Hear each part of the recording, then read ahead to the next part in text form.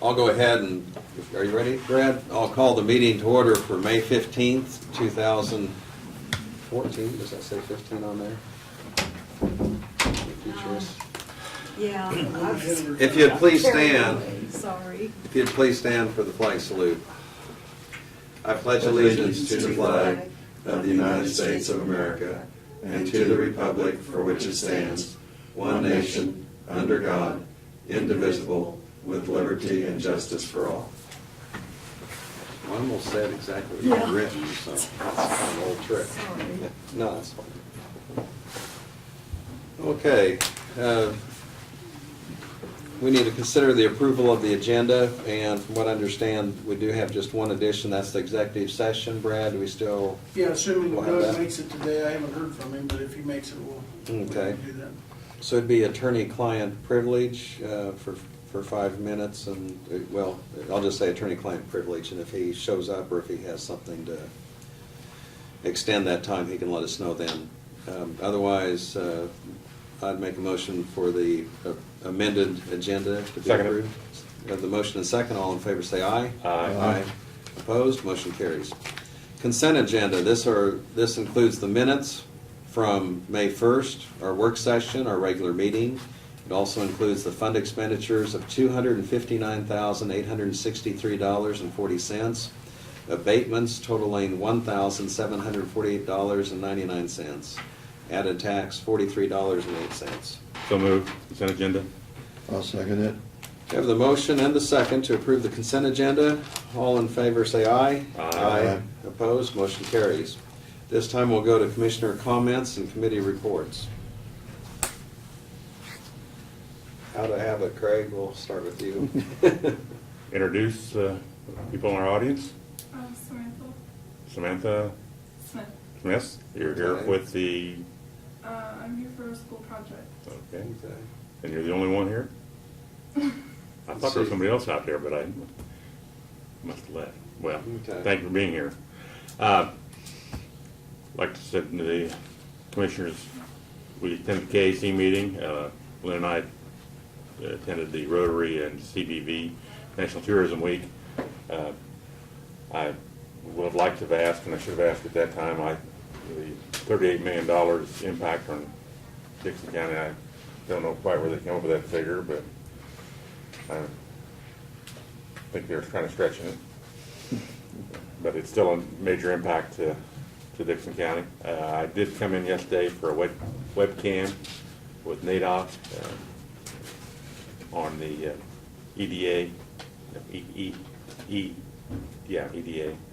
The Congress is trying to cut the money for, would be like for North Central Regional Planning Commission. So that was about 45 minutes. And Representative Pompey is leading the charge to cut it.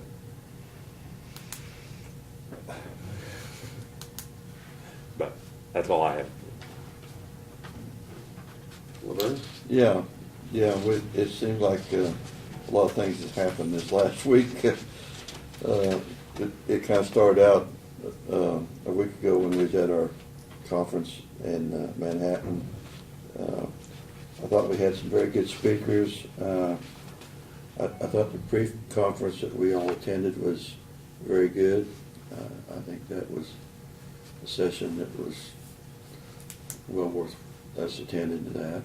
Of course, it's always entertaining to listen to Bruce Weber, but I guess I was quite impressed with his presentation because of the fact of how he motivates people and how he is able to get the most out of his players, and like I say, I was quite impressed with his speech. I didn't know at the time there was a hailstorm going on at home, and the south end of the county got hit pretty hard, and like I say, it's going to be a real short crop out there on wheat this year because of the area that was in the hail. Because I did have a field that was appraised at 95% damage, so when you get to that high, they just, on hail insurance, they said they just pay 100%, so it's 95%. So it certain fields, like I say, if you're right in an area, it seemed like it came through the Carlton area pretty severely, and so that is, thank goodness, you know that in those years, if you do have insurance, it does help you get by, and so there won't be a lot of claims for the people that have insurance. From what I understand, though, I mean, that insurance doesn't cover, Yeah, well, I mean, it gets you by, like you Yeah, say. it's never the same as a wheat crop, because on hail insurance, you put the dollar amount on per acre that you want. So normally you don't figure on a complete loss to that caliber that you would put that kind of dollar amount on. So, you know, it's like any insurance, it's how much premium you want to pay for the coverage that you get, and so we would never recover what the wheat crop would bring in, but it is, like I say, it definitely does help. I know my family members that farm, they'd always say they'd rather have just an old-fashioned harvest and Yes. get the crop in and all that, but that's, Because, you know, it's, also the one thing I did want to mention, that took place this weekend, was mainly on Saturday, competition. Every year the postal people put on a food drive to help out the local food banks, and it's they've been doing this for a number of years. But if you notice, the blue bags that the Postal Service left at your doorstep the last few years has really increased the amount of food donations, because it specifically said, you know, what you could put in the bag as far as food items. And then on Saturday they had volunteers that went around and picked the food up and delivered it to here in Abilene to the food bank, and I assume also down at Harrington. But I was more involved with here at Abilene, and Abilene received, believe it or not, 6,500 pounds of food that day. And so this all had to be handled by postal people, picking it up, loading it, bringing it to the food pantry, unloading it there, and then, like I say, the workers, I really want to thank all the workers that day, because it did take quite a crew to put food on the shelves and put food in cans and boxes, and 'cause we had blue bags everywhere on the floor when they brought it in. So that is the one big food drive a year that brings in a lot of food to the food pantry, and it seems like that need is increasing every year. So, like I say, it was great to get that amount of food in that day. Also, I didn't get to talk in the work session. I did get a call from Jerry Moran's office. Margaret called me and was wanting more information on the delivery of the down in the Hope area for the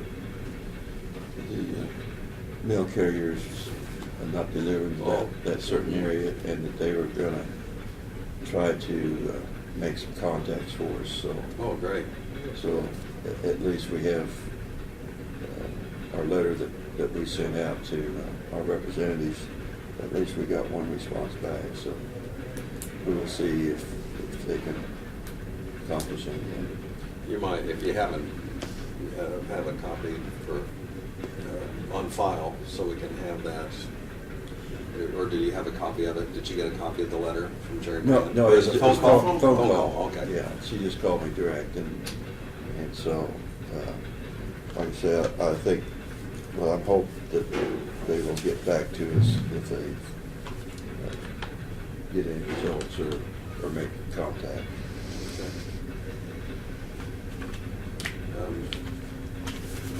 was mentioned, there were the meetings for the county commissioners at Manhattan, and I thought it was a very informative meeting, and it really gave us a chance to visit with other county commissioners and kind of see how they're handling situations. We did get the update on the legislature on some of the decisions that were made at Topeka were really a setback as far as wrestling away some of the local control from cities and counties. And so it was kind of unfortunate on the registration fee. The real estate people, the bankers, Kansas Chamber, they had 10 lobbyists that were lobbying and were able to get the swing votes. So really that was a setback. It's going to cost the county quite a bit of money. And I know our representative and senator both were on the wrong side of that vote as far as the counties are concerned and cities.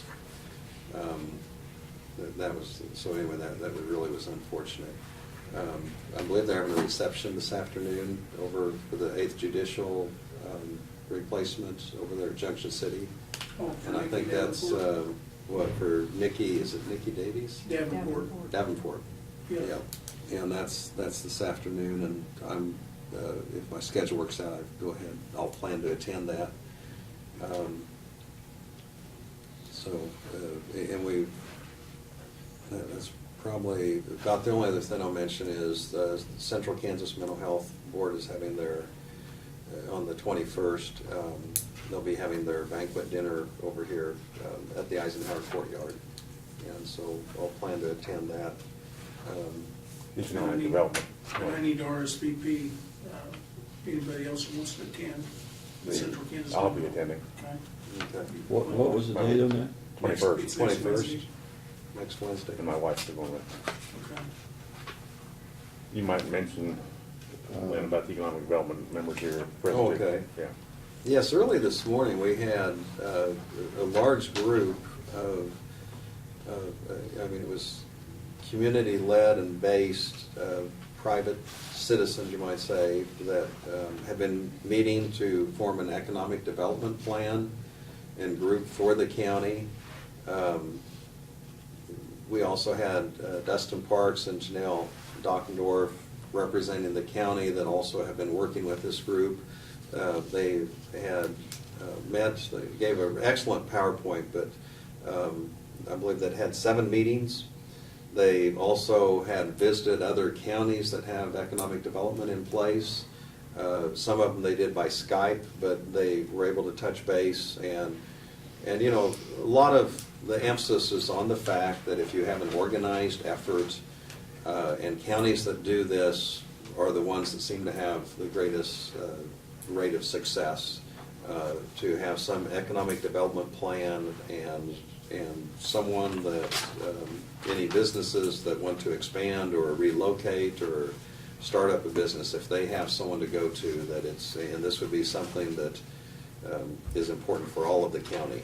But anyway, they're in the stage where they explain some of their funding that they're asking the county to participate at a level of $150,000 is what they had penciled in.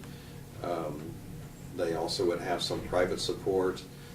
They have their bylaws that they've gotten together as a group and formed, and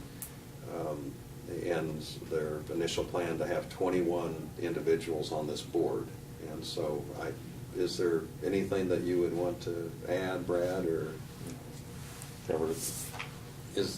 but I really applaud them for the work that they're doing. Yeah, and like I say, I was impressed that it is a countywide effort, all the towns involved, and so, like I say, I think that is the greatest benefit that the entire county would be working together on it. Mike Townsend was the acting chairman, and he gave an excellent presentation. Of course, he's with the bank there at Enterprise, Dickinson County Bank. We also had representatives from Enterprise, from Woodbine, Harrington. All of them spoke in favor and on behalf of their cities and the county. Individuals from Chapman were here. So, it just seems like a lot of good community support. And the bottom line is, when you look at the valuation of the county, if it can increase and you can have some job creation, it really doesn't matter if it takes place in Solomon or Harrington or Abilene or Chapman. I mean, it's for the good of the county, and actually could be in a rural area also. It wouldn't even have to be tied in with the particular municipality, so. Okay, I think we'll move on as far as we do not have any petitions or proclamations at this time, so we'll go to our report from Brad. Okay, our highway department and our appraisal personnel began their summer hours last week. They worked during the summertime with 4 10-hour days, which assists in a number of areas, but it makes it much more economical and efficient for going out on jobs and taking heavy equipment out 5 days a week, and they get more done in those 4 days. And that gives our mechanics the 5th day to come in. We pay them a little overtime to come in on the 5th day to try to keep up, because they are almost always behind, and they're working to get some of their projects done as well. The Old 40 Safety Edge project is well underway. As of this morning, contractors had gone from Solomon, and they have the first lift on up to and around Lena's Curve. By now, this morning, they probably got that completed and getting ready to turn and go back west towards Solomon. And that's going, for the most part, rather well. We're working with Abilene Machine and a couple of businesses out there to minimize the effects on their retail traffic as they pass going back towards the west. So, 2 weeks ago tomorrow, I had the kickoff meeting with Kansas Commerce and the Navarre representatives regarding the Navarre Transcat project. And you've got the agreements on your agenda today to sign with Commerce and the engineering firm on that. They informed the Navarre personnel of the requirements that they had to meet on that, as far as documentation of their efforts, the staffing, volunteers, materials, and all that. They have pretty significant, 40% of that project is in-kind labor, which amounts to just under, I believe, $270,000. So they have to do a lot of documentation, and we'll be working with them, as well as the North Central Regional Planning Commission. We'll be working with them to make sure that's all documented, and they get the hours, the credit for the hours that they need on that project. They've got 2 years to complete it, so. Will Janelle be helping with that, or? Yes, yeah, she sure will, so. And we've got the paperwork for you to sign on that. The actual project isn't official until you've signed and accepted the agreements today, so in my understanding from Ryan Riffle at the meeting, they're ready to start tomorrow. So they've got people in place to start doing some work, so they're very excited about it. We'll be giving them the assistance we can on that.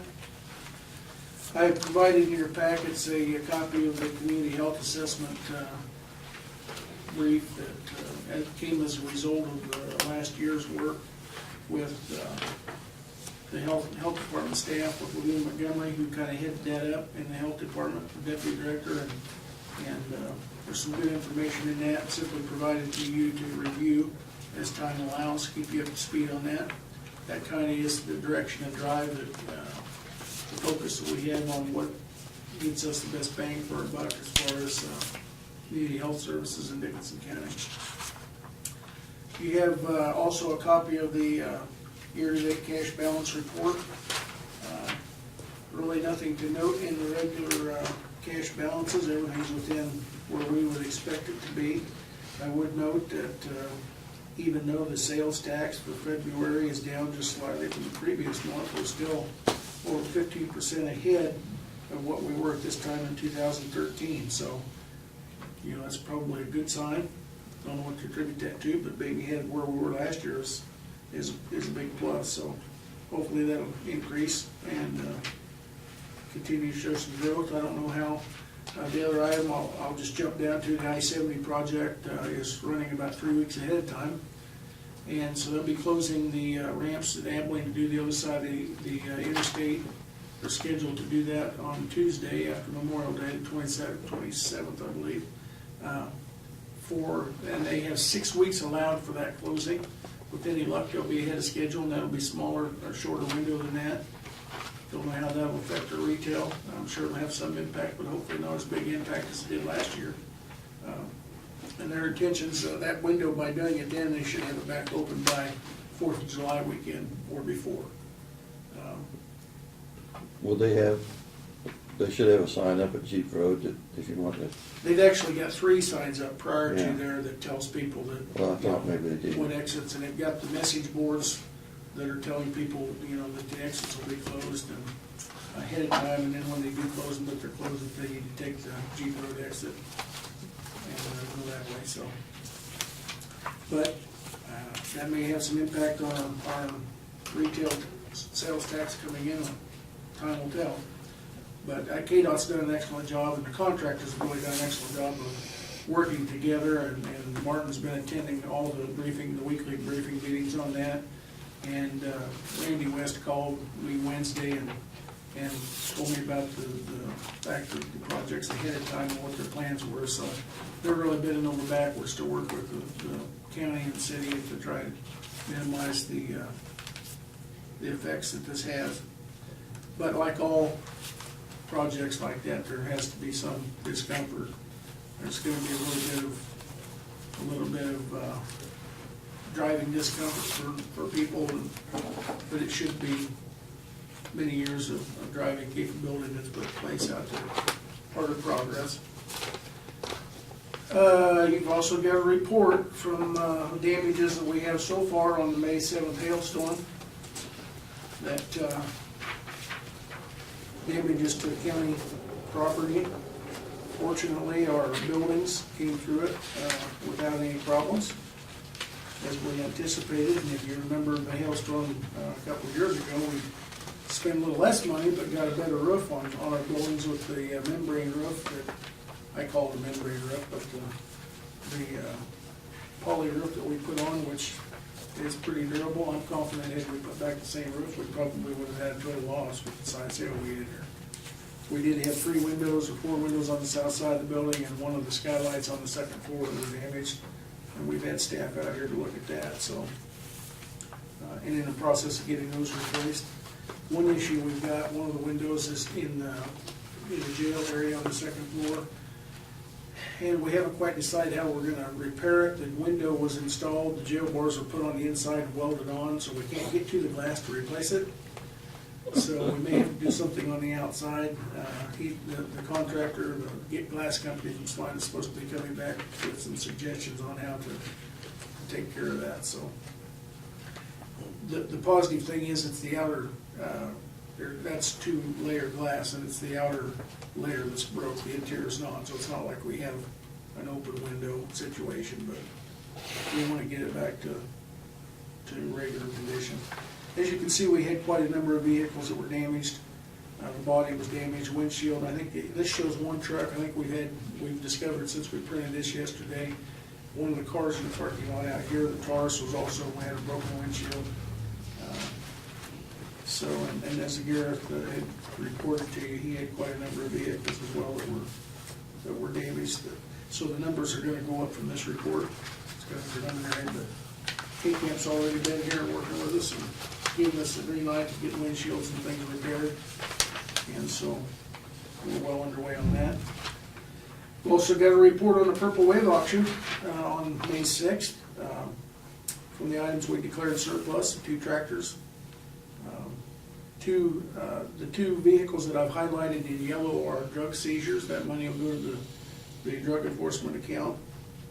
But the remainder of them are county vehicles that sold. We also sold 4 of the security cameras that we'd taken out of service and replaced, and they actually brought quite a bit of money. I was very impressed with those. And the tractors brought $19,500 and $18,000. So for a total of $60,680 to come back into our revenue, to come back into our coffers. So we were pleased with the auction results. And as of yesterday, everybody that purchased items have picked up all the property, so they've been here and got it all. You have a resolution before you today that deals with amending the 911 addressing system in Dickinson County. Sherry has been working on the next generation 911, as she briefed you a couple weeks ago, and getting our addressing in that. One of the things that technology does, as you're all aware of, it tends to bring to the surface inferiorities or issues that we have. And through preparing for the next gen 911 GIS system, we discovered the area between Highway 43 on 1400 Avenue west of Navarre, where it turns and goes east, and where it turns back and goes southeast of Navarre. That 2.5 mile section or 3 mile section in there that's actually 1400 Avenue, that's also K43. Can't have two addresses, it has to be one or the other. The best system to assign, or the best method to assign addresses there is to maintain what it is across the county. So in the 911 addressing system now, the people that live on that road are Highway 43 addresses. There's only one that it will affect, which is the one on the corner. The other two are close enough to Navarre, they have Navarre addresses. But we need to change that, and to make it official, we have a resolution that amends that so that any other addresses that are assigned in the future in that segment will be 1400 Avenue addresses. To our knowledge so far, that's the only location in the county we think we're going to have to amend, which is pretty significant in itself that we only have one. So maybe others that we develop, I hope not, but I think that's the only one at this point we'll need to do. So, as John indicated in our department head meeting, he completed the specs on the new ambulance to request bids. I have a copy of that. I'll hand you if you would like to look at it. I didn't make copies for everybody because you can see it's rather lengthy. That is on our website. We didn't send those out to the vendors. I posted it on the website, and you can go on the website and look at it if you'd like.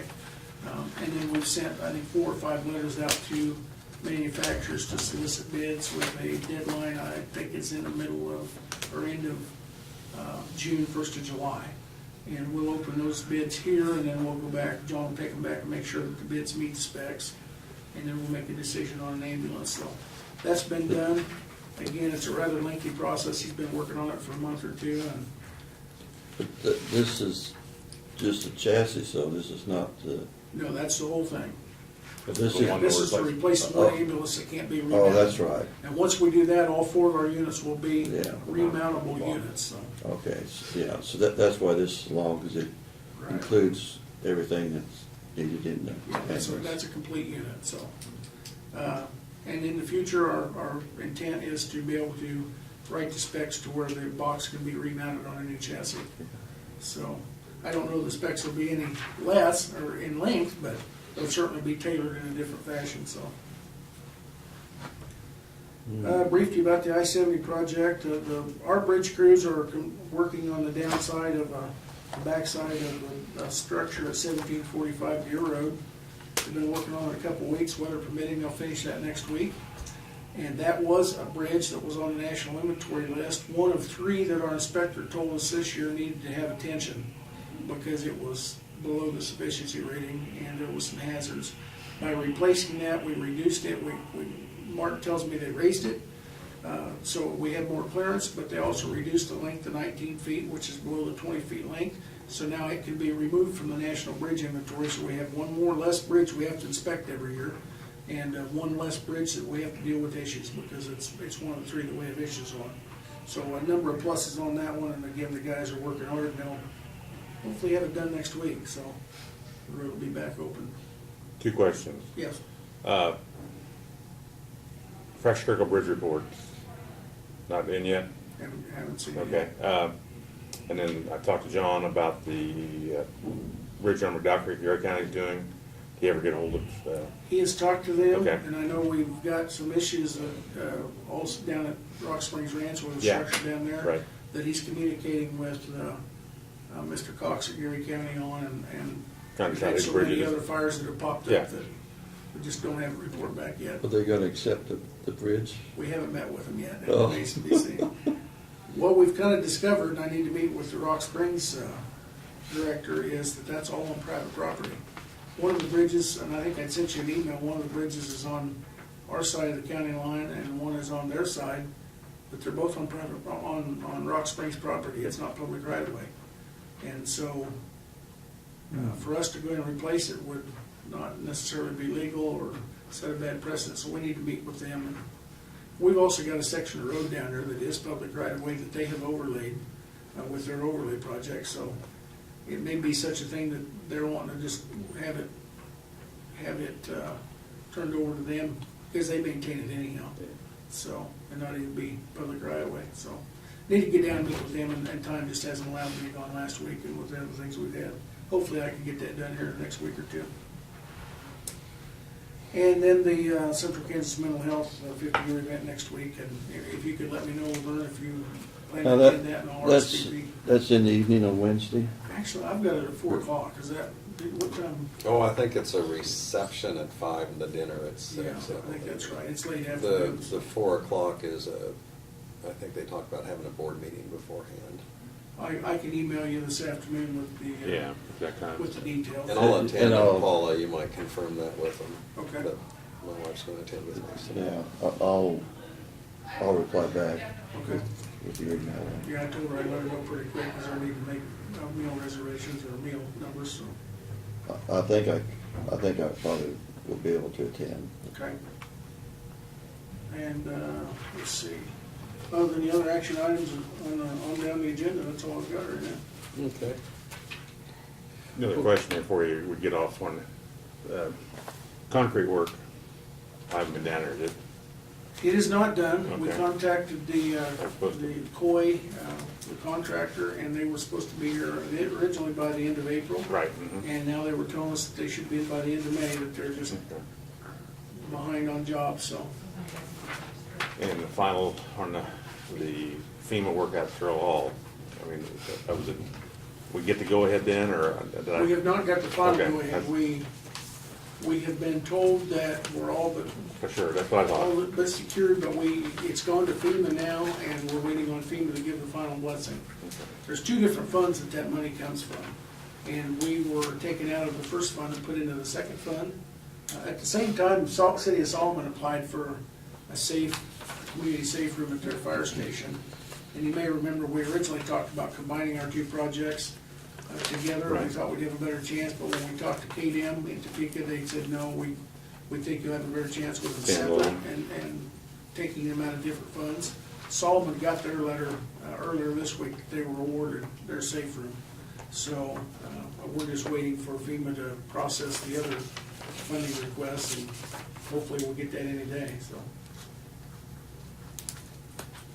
So it's kind of a hurry up and wait situation. Okay, thank you. We'll go ahead and deal with notices and communications. I have a memo that I received from the clerk of the district court, and it's just kind of the amount collected for clerk's fees, prosecuting attorney fund, the diversion fees. I happen to notice there's no diversions that took place. And I don't know if we want to, maybe we might ask about that, or just keep track of that. The fingerprint booking fees, and so that's what was in that particular report. And also received a letter from the KDHE, and this was directed to Randy Barton, and it's just kind of a reminder that the permit for the transfer station must be renewed by July 1st, 2014, and kind of has the documentation that they need. We received a letter from the National Association of Counties, and it's in regards to the meeting at New Orleans, the national meeting July 11th through 14th. And from what I understand, we will not have anyone in attendance for that, but we'll read about what happened in the county news, and we did receive our newspaper on that. I also received a call this morning, and someone had just asked about the truck traffic, and they'd seen a deterioration on one of the roads in the county, and we're just wondering if that could be taken care of. Is out there on Fair Road, and probably from a safety standpoint, we'll take a look at it and want to respond to that. And it's and really, that's what we want to hear, is if there are some concerns or some issue like that, you know, we always welcome it for people to bring it to our attention. On a positive note, I had someone mention that they had, on the shoulder work on Old 40 that you had mentioned in your report, and you know, that's coming along, but just that little additional space, because a lot of times vehicles that are coming down the road are a little bit bigger in recent years, and you know, you get a couple of oversized trucks and large pickup trucks, F-350s or F-450s, you know, meeting, or someone with trailers. It's nice to have that extra width there. I also have a letter, this also is from KDHE, and this is in regards to Kansas water pollution control. And it's just notifying us that the Department of Health and Environment would like to thank you for your response at the May 13th, 2014 concerning a compliance issue at the wastewater facility. So that was, and also copied in on that was John Goff and Paul Freilich. So One of the issues on that I think I reported to you a couple of weeks ago was the grass the seeding didn't take. And fortunately, before the rain last week, they did get out and get that reseeded. And I was out earlier this week and looked at it. It looks like it's taken the bedding is held this time. And with the little rain on it, I'm sure that was started. So we made that report to the state, and so we complied. And hopefully that'll take off.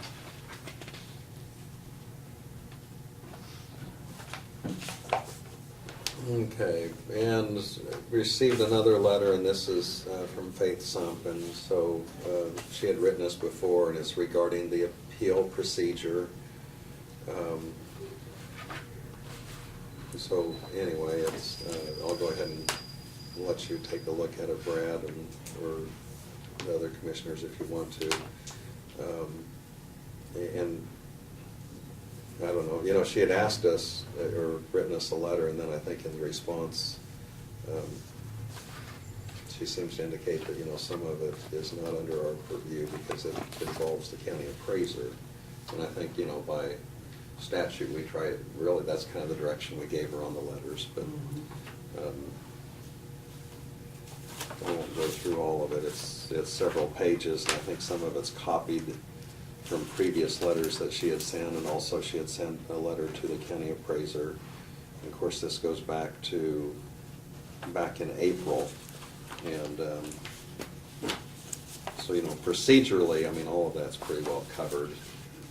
And I know that she has been involved in an appeal hearing, and so that's pending, and so it's not a whole lot that can be done at that point. The process is afforded to a taxpayer or in place, so. Yeah, and I think sometimes when people have situations that have come up, they you know, notify us or others just to kind of make sure they're touching all the bases. And probably if she had an attorney, he would probably narrow down, this is who to send the letter to, and this is your process of appeal. So I guess we'll stay tuned. But if she started the process, it was, yeah, it's, She has, yeah. it is. Yeah, they've had a hearing, hearing. Okay.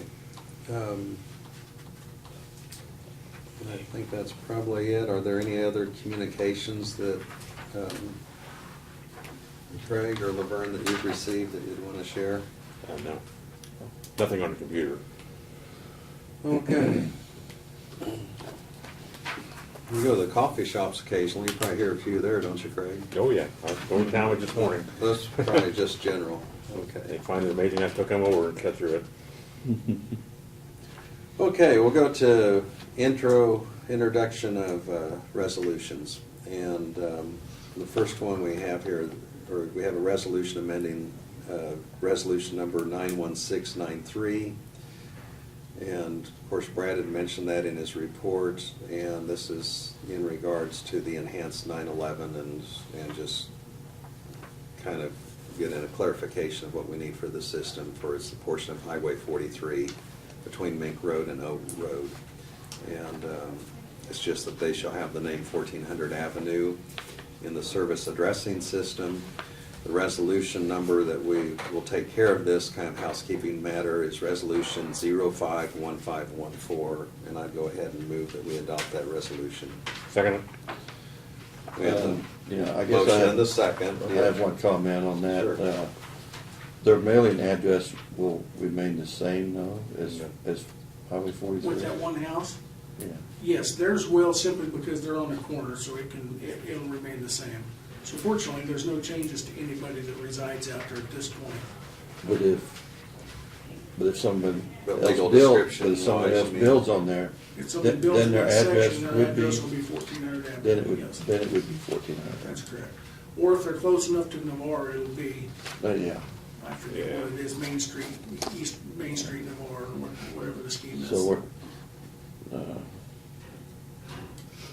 we're not affecting anybody right We now. shouldn't be affecting anybody at this point, so we caught it in time that there won't be anybody having to change the mailing address, is my understanding. Yeah, it's good to have that clarification, because we don't want to create a hardship for them, but for the system, we need this. Any other comments or questions? Otherwise, we do have the motion and the second. All in favor, say aye. Aye. Opposed? Motion carries.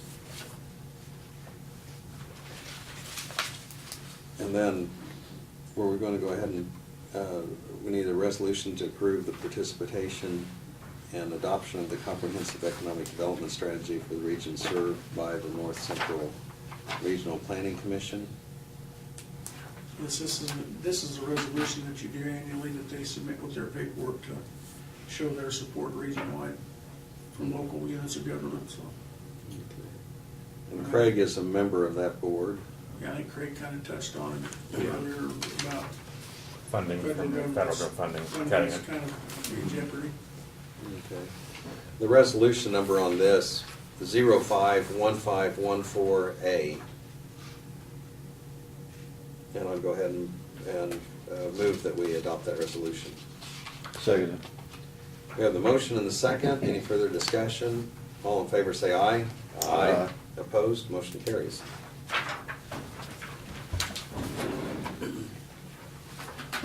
Okay, we'll move to other business. This is review and approve agreements with the Kansas Department of Commerce and BG Consultants. And actually, we have a stack of papers here that's, the first one I'm handed Barb is the Kansas Department of Commerce documentation, and what it is a grant project for the, in the Navarre CanStep. As the grantee, we are agreeing to provide $250,950 in-kind sources on the project, which is the labor and volunteer materials. And then the Kansas Department of Commerce is providing a grant of $299,998. So, and the one you're signing now is the authorization to apply for funding reimbursements as the project proceeds.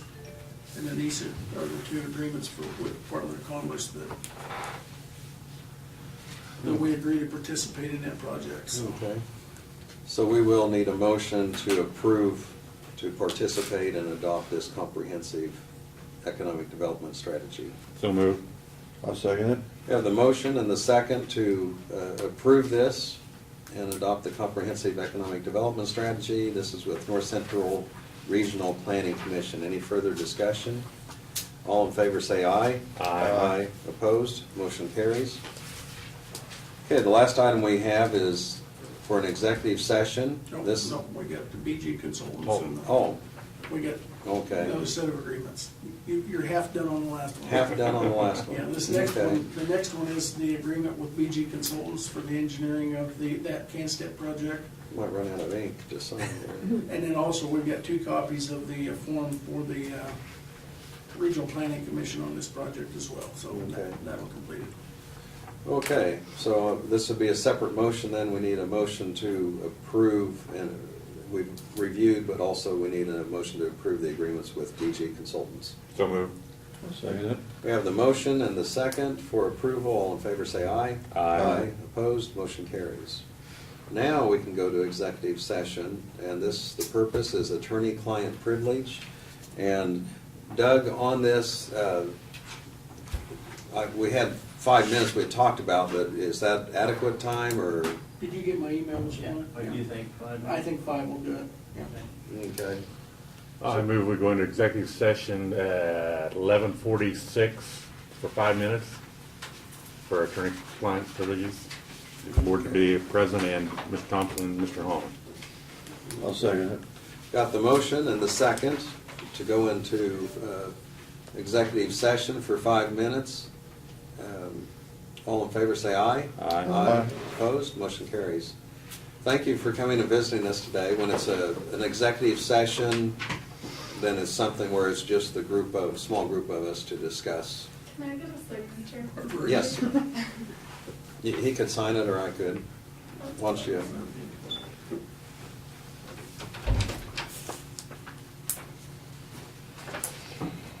Did you second that or did I? I mean, did Lynn second it? No, I think I seconded it. Okay, I couldn't Yeah. remember. I started to and then I hesitated and, You beat you. yeah. Not such a conversation. I think it just come from our favorite person. Who's that from? I said Todd Father. Huh? It's Todd Father. Oh. I'm just